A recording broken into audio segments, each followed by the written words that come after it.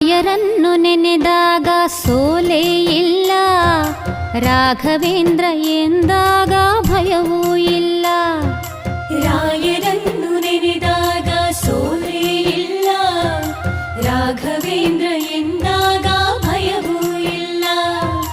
ತಾಯಿಯ ಮಮತೆ ತೋರು ಗುರುವು ಇವರು, ತಾಯಿಯ ಮಮತೆ ತೋರು ಗುರುವು ಇವರು, ಬದುಕಲ್ಲಿ ನೆರಳಾಗೋ ತಂದೆ ಇವರು, ಬದುಕಲ್ಲಿ ನೆರಳಾಗೋ ತಂದೆ ಇವರು.